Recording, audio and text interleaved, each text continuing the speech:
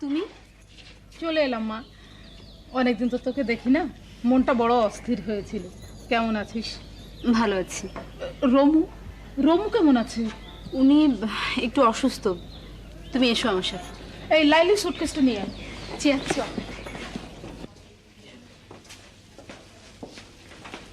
রমু, রোমেনা। রমু। আসসালামু আলাইকুম। ওয়ালাইকুম আসসালাম। তুমি শাহেদ না? জি। কেমন আছো বাবা? ভালো। তোমরা বাইরে যাবে, আমরা দুজনে একটু কথা বলতে চাই। হ্যাঁ